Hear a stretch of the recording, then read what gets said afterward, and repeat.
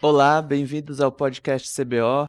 Esse é um podcast que a gente faz aqui dentro do Congresso do CBO e a ideia é a gente ter aquela conversa descontraída, aquela conversa de corredor, que é uma das melhores experiências que a gente tem em congresso. E hoje a gente trouxe aqui o Dr. Gustavo Hinning. Tudo bem, Gustavo? Bom dia, pessoal. Bom dia, Rafael. Tudo bem? Obrigado pelo convite. É uma honra aqui. O congresso está maravilhoso e com certeza vai ser um papo bem legal. A gente vai falar hoje um pouquinho sobre cirurgia 3D. Eu queria que você contasse um pouquinho da sua história, de onde você veio e como que você começou a fazer cirurgia 3D, Gustavo. Vamos lá, então. Mais uma vez, o Rafael já me apresentou. Meu nome é Gustavo Hinning, eu sou de Santa Maria, Rio Grande do Sul.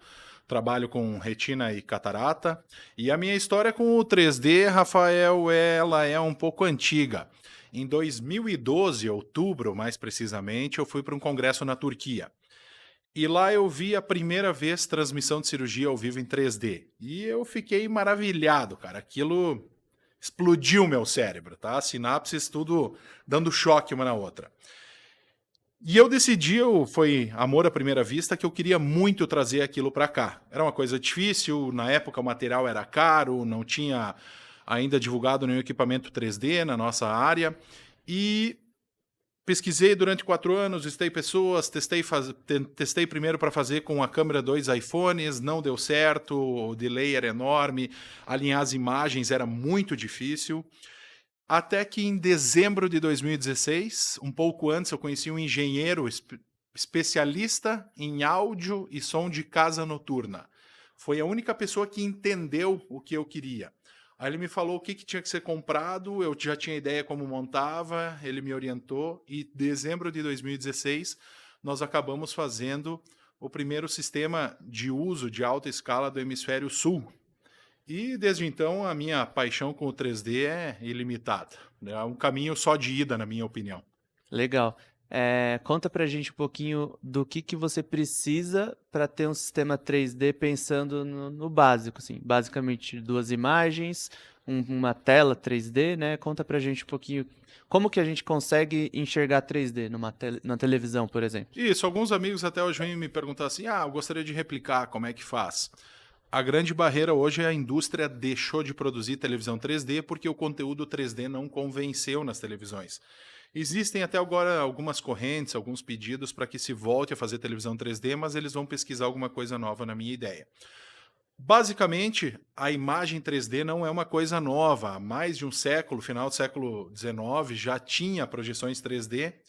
2 imagens, no caso do microscópio, 2 câmeras, e vai se usar um aparelho que vai converter, que vai fundir essas 2 imagens, a mesma coisa que o nosso cérebro, os nossos olhos fazem, né? E aí, quando tu tem uma TV, então, que projeta isso, precisa uma TV especial, não é qualquer televisão que vai projetar a imagem 3D, evidentemente, tu vai ter uma imagem desse tamanho aqui na tua frente, um olho gigante, e tu vai ter uma boa estereopsia. Legal. Eu fiz o curso de Porto Rico e uma das aulas que para mim foi inesquecível era uma aula de órbita, que o professor ele pegou 2 retroprojetores, aqueles retroprojetores de slide, ele dissociava a imagem um pouquinho e ele tirou a foto, 2 fotos um pouco dissociadas e ele dava uma aula de anatomia da órbita pra gente projetada com o slide em 3D. Então eu sou entusiasta também. Até para fazer um adendo, eu não lembro mais o nome, mas o meu pai é oftalmologista também. Tem um livrinho que vem com uns disquinhos e tu coloca tipo um óculos perto do teu rosto e tu vai girando esses discos. E aí também são 2 imagens e a nossa visão funde e tu vê uma estereopsia legal, bem bacana. Legal. Mas isso agora, a gente tá falando de imagem estática, né? Agora pensando em cirurgia mesmo, é uma dificuldade, né? No começo, principalmente esses sistemas 3D que quando começaram eles tinham um certo delay. Como que você acha que está no momento e como que foi essa evolução? Ótima pergunta, é talvez a pergunta mais feita sobre cirurgia 3D. Dados importantes antes de nós falarmos do delay do sistema, tá? O nosso mecanismo de reação, mais ou menos uma pessoa normal, perdão, é de 300 milissegundos. Se eu pegar e espetar teu braço até tu distanciar o braço, isso vai levar uns 300 milissegundos. Atletas olímpicos e pilotos de Fórmula 1 são pessoas que têm essa resposta muito diminuída. Em média, 150 milissegundos, mas se tu for para as Olimpíadas, quando tem a corrida de 100 metros, lá no começo aparece o tempo de resposta ao som. Só que resposta a estímulo auditivo e visual é bem diferente. Então vamos colocar um super atleta 100 milissegundos, e esse é o tempo que eu considero para nós, cirurgiões, não. Talvez na faco sim, porque é uma coisa que a gente está acostumado, ou na vitrectomia, que são coisas mais dinâmicas, né? O sistema que nós tínhamos feito, esse de dezembro de 2016, o tempo, o delay dele era 113 milissegundos. Se nós pegarmos uma pessoa normal, 300 milissegundos, nós estamos falando num retardo de resposta ao que acontece de mais ou menos 35%, tá? Depois saíram sistemas mais modernos, o que tem mais distribuído aí, inicialmente ele era, se eu não me engano, 84, tá? E o pessoal ainda sentia um pouco. O que eu fazia no meu sistema, porque era algo mais rudimentar, era o que tinha melhor na época, o conversor 3D que a gente comprou era o mesmo usado na NFL e na Premier League, então não era um equipamento tão básico. Mas tu começa a operar mais devagar para adaptar, para caso tenha alguma complicação que tu tenha que responder rápido, tu assimila. Hoje esses sistemas já estão abaixo de 80 milissegundos, tem alguns sistemas que estão falando até em 40, parece, que eu acho que é o limite, porque a tela 3D, dependendo do sistema, tem um delay que vai de 10 a 30, mais o do sistema, porque tu vai somando cada etapa, conversão da imagem. Então assim, hoje em dia já não é mais problema. Depois que eu adotei, eu faço praticamente todas as minhas cirurgias nesse sistema, ou heads up, que é a cabeça para cima, que se fala. Então eu não vejo o delay mais como problema desses sistemas. Melhora muito a ergonomia, tu pode ficar mais recostado, opera numa posição mais agradável, diminui problema de coluna, que a maioria de nós cirurgiões vai ter, começa a aparecer lá, tem estudos na 50ª década de vida, então isso eu não vejo como problema, como eu falei. Para quem faz alto volume, realmente a ergonomia, né, faz bastante diferença, né? Muito. E quando a gente está falando de cirurgia 3D, você está falando de faco, vitrectomia, quais outras cirurgias podem ser feitas? Tem alguma que tem alguma desvantagem, vantagem? Boa pergunta também. As pessoas falam porque hoje tu vai ver, inicialmente o 3D foi feito para retina, especificamente pela estereopsia. Não, a cirurgia em si eu considero é um pouco mais lenta, a catarata é muito mais dinâmica. Então, hoje tu tem os canais de cores, daqui a pouquinho eu falo um pouco mais sobre os filtros digitais. Tu, por exemplo, vai fazer estrabismo, tá? Tu vê os músculos super bem, ou vai fazer uma cirurgia de pálpebra também, tu coloca os filtros, tu diferencia os músculos, o que é sangue. Tem filtros que tu corta a presença do sangue e tu vê só as estruturas que tu quer, na cor que tu quer, no brilho que tu quer. Então, na minha opinião, para oftalmologia, serve para muita coisa. Neurologia, a neurocirurgia já usa muito há mais tempo, eles até usam contraste com indocianina verde, tem um filtro que diferencia os vasos que eles querem ver. Na odonto também já está se usando, o torrino está usando, está devagarzinho se espalhando por todas as áreas, né? E então, assim, não vejo limitação para nenhum procedimento na nossa área.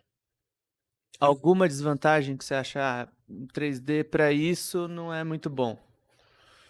Algumas coisas assim. A maior desvantagem, na minha opinião, hoje, primeiro é o custo. Ainda é um sistema caro. Acredito que conforme a adoção for aumentando, o preço vai baixando, evidentemente, como tudo ao longo da história, tá? E uma das coisas ainda, os microscópios ainda tem uma estrutura parecida com esse microfone aqui na nossa frente, tá? Tu tem uma haste que desce a cabeça do microscópio. Então a TV tem que ficar aqui na diagonal, tem que ficar olhando aqui enquanto o paciente está aqui. Depois de muitas horas, tu começa a sentir um torcicolo aqui. Então, acredito eu, e agora fazendo exercício de futurismo, que é uma coisa que eu não gosto muito, os microscópios vão ser um L, tá?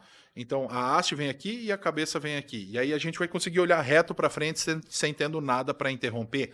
Alguns sistemas já usam, algumas pessoas adotaram, botar um monitor aqui de 27 ou 29 polegadas na frente. Eu não gosto muito da ideia porque o legal do 3D, e aí entrando nas vantagens, já vou me adiantar a tua pergunta, toda a equipe, toda a sala vê, melhora muito a circulação da sala, a técnica está vendo, para centros de educação, residência, fellow, residente, todo mundo vê o que está acontecendo. Então melhora também vamos dizer assim, a parte de ensino, autocrítica, tem mais gente para colaborar, várias cabeças juntas pensam muito melhor que uma, né? É, e eles estão vendo exatamente a mesma imagem que você está vendo, né? Que é um Perfeito. problema, às vezes, na residência que você está orientando e o carona não tem aquele brilho Não é tão igual, bom. né? Não é tão bom. Quem nunca, né? Teve Exato. dificuldade de ver uma RCP, por exemplo. Quando tem carona. Mas, falando naquela história dos filtros, né? Uhum. Uma das vantagens, e aí você tem apresentado até em congressos, né, a vantagem do uso dos filtros. Eu achei bem legal que dá até para você personalizar esses filtros. Tem filtro para Hexes, filtro para vítreo. Conta pra gente um pouquinho como que você teve essas ideias, se já era algo que já existia e como que você desenvolve a tentativa e erro, ou você pensa, eu preciso diminuir o verde, preciso aumentar o azul. Fala pra gente um pouquinho. Vamos lá, então.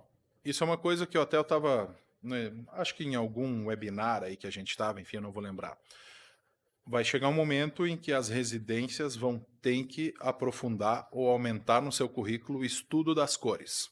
Afinal, é uma ciência visual que nós trabalhamos oftalmologia e, na minha humilde opinião, evidentemente, o estudo das cores está um pouco abandonado. É que nós não temos ainda também muita aplicação prática. O que vai mudar no meu consultório saber como é que o vermelho, como é que o azul se comportam, tá?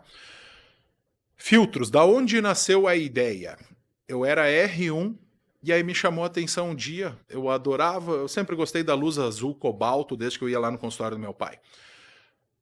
Reage com fluorescina, fica fosforescente, etc.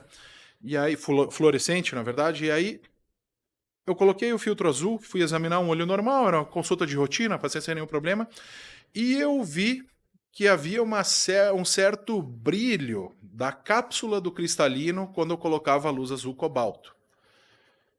E aí eu achava aquilo bonito, assim, chamava minha atenção, mas não conhecia muito, era começo da residência, ignorante. E aí quando fui um dia ver as cataratas, já tinha visto muitas antes, evidentemente, aí eu pensei, por que eu não posso colocar aquela luz azul aqui para brilhar esse cristalino? Aí tu vai estudar, tu vai ver que não é uma coisa tão simples, botar um filtro azul. E aí quando veio esses sistemas 3D com os filtros, foi a primeira coisa que eu pensei, agora eu vou conseguir aplicar aquela ideia que eu tive há mais de 10 anos, na verdade, na cirurgia. Agora eu vou achar uma maneira de trabalhar com esses filtros, porque já vinham alguns pré-setados e melhorar a Hexis. E aí o que aconteceu? Troca de ideia com vários colegas de fora, daqui, com quem criou o sistema. Teste e erro, porque não tem um padrão assim. Como é que tu faz? Qual é a fórmula? Como é que tu vai fazer isso aí? É tentativa e erro. Tu acha um padrão de contraste, de brilho, tu muda a gama, tu muda a cor, muda a cor de base. Algumas coisas que tu sabe, isso quem tiver pode brincar. Azul vai te dar coisas mais superficiais, então tu vai trabalhar super bem numa base azul na córnea, e tu vai trabalhar melhor com vermelho na retina, que penetra mais. Então, para catarata, que era o que eu queria, eu pensei vai ficar no verde e no amarelo, que são cores que têm uma penetração média, por causa do comprimento de onda. E aí, cara, começou assim, às vezes vem aquela catarata mais brunecente, para as brancas ainda não tem uma solução, tá? Eu estou fazendo alguns testes ainda, alguns experimentos, que eu estou quase lá, mas falta um pouco. Mas para aquelas que são mais rígidas, que têm um reflexo vermelho diminuído, dependendo da cor que tu jogar, e aí normalmente tu vai cair no amarelo, no verde, ou alguns tons mais azuis, verdeados, brilha, tá? Catarata brilha. E tu consegue fazer uma Hex sem precisar fazer azul. Já gera uma economia aí. E aí tu começa a utilizar para outras cores. Eu uso muito, a maioria das minhas cirurgias hoje eu faço tudo monocromática, preto e branco. Eu criei um filtro que eu tirei o cinza, tudo é só preto ou branco. Para fazer uma Hexis é uma maravilha. Se tu tem uma pseudoesfoliação, tu vê lá a cápsula onde está a pseudoesfoliação, tá... aí sim ela fica mais cinza, ela se destaca, ela é diferente do resto. Mas aí você opera a faco inteira em preto e branco? Em preto e branco. Porque eu ainda não sei explicar direito, tá? Mas eu tenho uma estereopsia muito melhor. Eu não sei se a gente processa melhor as nossas parvocélulas, etc. Se elas conseguem focar mais na questão da estereopsia ou do movimento, quando tu tira as cores. Então, é uma coisa que eu não sei a explicação, até se alguém souber e quiser me mandar mensagem, eu agradeço. Mas eu acho que é muito mais fácil, eu vejo o cristalino, eu vejo dessa espessura assim na TV, eu vejo com a espessura para fazer um sulco, por exemplo, uma fratura, fica muito mais fácil no preto e branco. Entendi. E além da pensando na cápsula, que outros filtros você já criou ou você usa de alguém? Retina. Muito bem, vamos lá. Algumas coisas. Quando tu tem RCP, para ver o vítreo, facilita muito. Eu tenho um lá que é verde, eu vejo o vítreo na câmara anterior, quando tem prolapso, super bem, facilita a vitrectomia. Alguns testes eu estou fazendo até sem usar triancinolona, eu consigo ver bastante bem. Às vezes tem aquela trave lá que está na paracentese, né, atrapalhando, fica fácil. E quando nós entramos no mundo... outra coisa, para conjuntiva, tem um chamado hemorragia, que ele tira completamente o sangue, tu vê só as estruturas que tu quer. E quando se fala em retina, aí o mundo é maior. Tu aumenta o contraste, por exemplo, para fazer um azul brilhante, tá? Fazer um azul brilhante, desculpa, usa azul brilhante para fazer peeling de mácula. A dislexia me atacou. Muito melhor tu vê quando tá fazendo peeling, porque às vezes não cora tão bem, né? A membrana limitante interna ou a membrana epirretiniana. Tu vê melhor, vê bastante claro aquilo. Às vezes tu tem algum hemovítrio, principalmente na periferia, que não deixa tu ver. Dependendo do filtro que tu usar, a imagem penetra mais o reflexo e tu vê toda a retina que tem por baixo desse hemovítrio. Então tu fica seguro. Porque, tem descolamento aqui ou não tem? Vou fazer a vitrectomia aqui, vou fazer o buraco na retina ou não vou? Então isso facilita. Nós ainda estamos engatinhando, tá? Para quem falamos no começo, cirurgia de estrabismo ou plástica também, tu pode evidenciar a cor dos músculos, fica fácil. Outra coisa ainda voltando para a catarata. Tem um que a gente criou, ajuda vou mencionar aqui, amigo e grande profissional Neto Rosatelli, tu pinga fluoresceína, mesmo sem ter uma luz azul cobalto, tu brilha, tu vê, por exemplo, se a tua incisão ainda tá babando ou não tá babando, e tu vê correndo assim, o humor aquoso, enfim, o líquido, o BSS que tu usou para selar a incisão, e tu vai lá e tu pode dar uma sutura, enfim, o que tu achar que for necessário para fazer, porque a fluoresceína brilha sob um determinado filtro digital. Tu corta as outras cores e deixa aparecer só aquelas que tu quer. Legal. E vamos dizer que eu tô convencido que o sistema 3D é um sistema bom.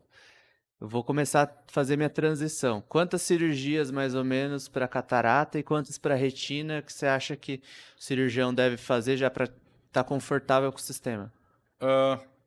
Boa pergunta, varia muito, mas assim, que tu vai ficar confortável, eu acredito que no final do primeiro dia, se tu tiver aí umas 3 ou 4 cirurgias, tu vai aprender bem. O mais difícil para mim, e isso vai mudar para cada pessoa, que eu achei que custou um pouco mais para me adaptar no 3D, não é, vou fazer um parênteses, depois eu continuo.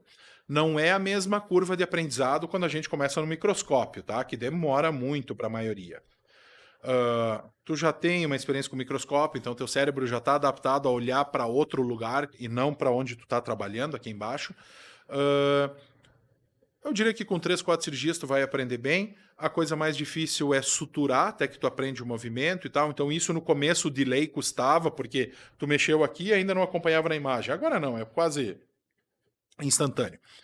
E eu acredito, a vitrectomia eu acho que é mais fácil para aprender no 3D, até porque é um pouco mais lenta. A catarata, como nós falamos antes, que é mais dinâmica, eu demorei para fazer assim mais alto volume, né, alto desempenho, levou acho que um par de meses, uns 3 meses para ter a mesma. Então assim, se for tiver que comparar assim, muitas cirurgias num dia, aí algumas dezenas, etc. Hoje já tem gente aí que está fazendo muita no 3D, mas se for altíssima escala, talvez o normal ainda possa ser um pouco melhor. Mas a questão de postura, etc., também acaba influindo, porque não é só visualização, né? Tua postura tu vai cansando menos usando o 3D.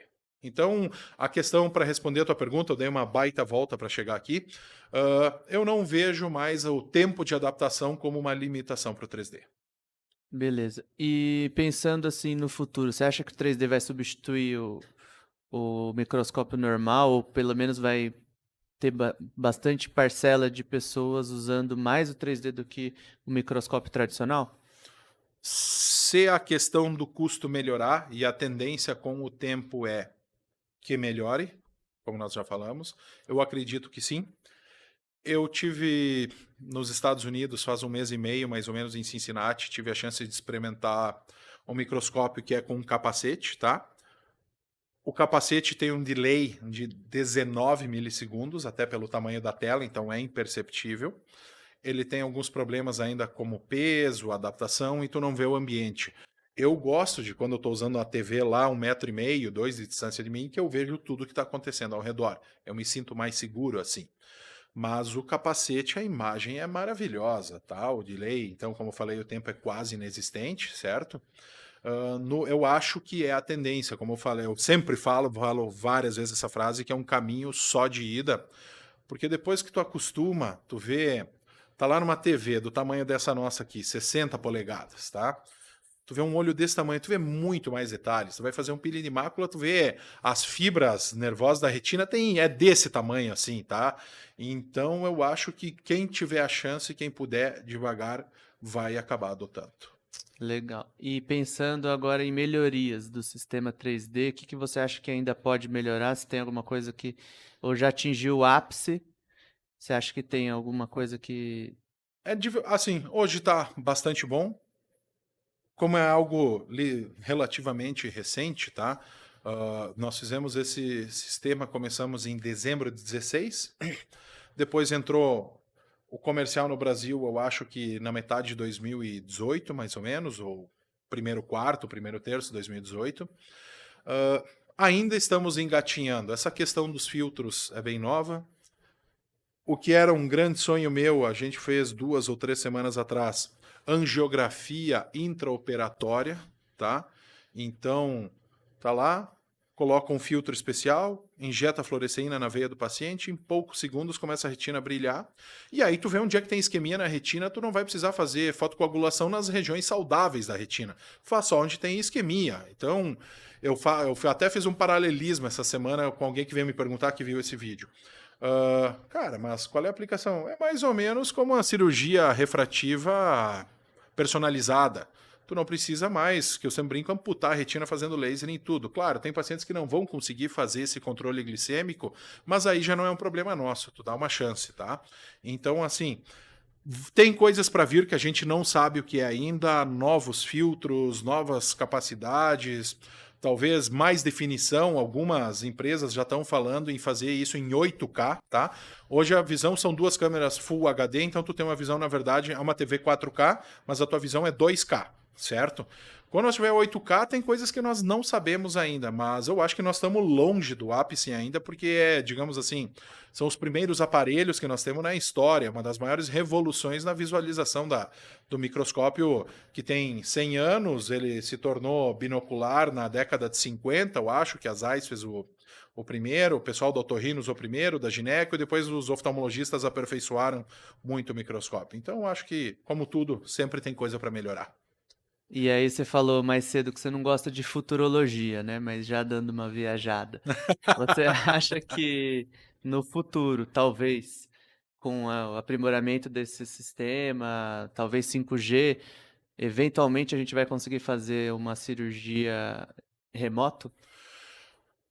Baita pergunta, porque eu descobri há pouco tempo que a primeira cirurgia remota da história interoceânica foi no dia do 11 de setembro de 2001. Ninguém sabe, a notícia não saiu por motivos óbvios, a imprensa voltou tudo pro acidente lá no World Trade Center, certo? Pro ataque. E, então assim, cirurgia remota, já tem robô operando na Inglaterra, etc. Eu acho que nós vamos chegar lá, sim. A questão ainda sempre volta para a questão de custo, mas vamos ignorar custo, então vamos brincar aqui livre, tá? Uma das restrições hoje, tirando a parte custo, eu acho que pouca gente tem como ver uma cirurgia 3D. Quando o nosso celular tiver uma tela 3D e tu consegue lá na tua casa mesmo, seja, tu tem aqueles visores hoje tu coloca, mas é muito trabalhoso, é pesado, é cansativo. Mas quando o teu celular tu puder, tu dá um clique, tu vê aqui uma cirurgia em 3D, aí nós vamos começar a entender a compreensão, ou quando os congressos começarem a adotar, porque ainda é caríssima essa projeção, tá? Os congressos adotarem sessões 3D, aí sim eu acho que nós vamos andar melhor e ou capacete ou uma tela melhor, ou já se fala em hologramas também, né, aí estamos falando em Star Wars, quem gosta. Tem muita coisa legal e eu acredito que a nossa imaginação é o único limite. Legal, Gustavo, muito obrigado. Foi um ótimo papo e espero ter você aqui mais vezes. Imagina, obrigado, eu não consegui falar tudo porque as ideias começam a pipocar, eu me emociono com o assunto, mas obrigado mais uma vez, obrigado ao convite e um bom congresso para todo mundo. Obrigado, bom dia. Bom dia para nós.